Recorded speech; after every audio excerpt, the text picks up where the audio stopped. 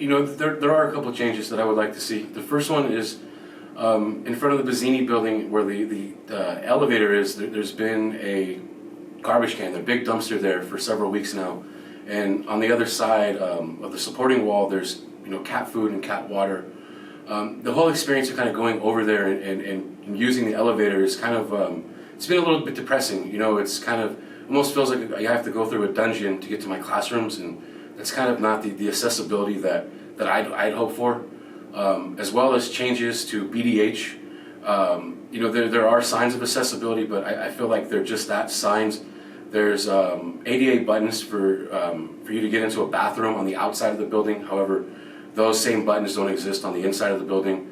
As well as to get over to the English departments where the professors have their office hours, I have to leave the building, go to another one, and those exit and entry doors don't have ADA accessibility. So a full-time user, a wheelchair user, and sometimes I do come to campus on my electric scooter, it's difficult to get through those doors without having the ADA buttons there.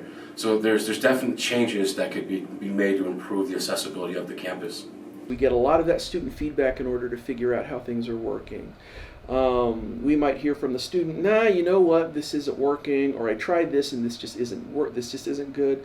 Then we'll take a look and see what's going on. We need to be as non-invasive as possible. And that's just because the students already have the tough enough time just being a student, right?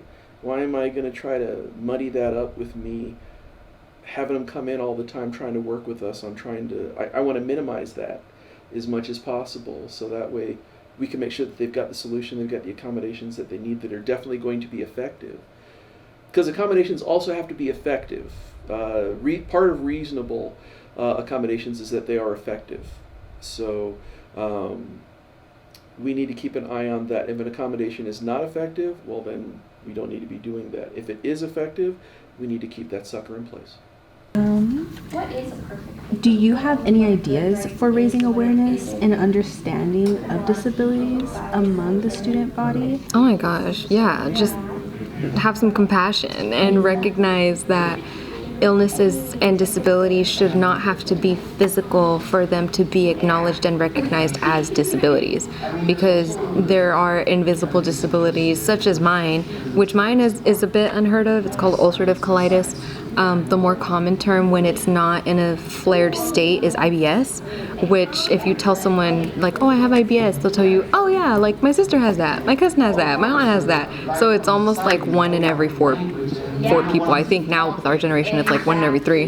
But just having compassion and understanding, and I think finding time, or like finding the time to make time to actually like look up and do a little bit of research, just so that you have some knowledge that, disability and illness are very present, they're very real, and you can't just look at anyone, and go, what are you stressed about? You're fine.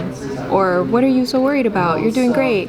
It's like, while those words might be coming from a genuine place, the actual context behind how it makes that person who is actually stressed and not doing great feels. Right. So just having awareness and compassion and humanity.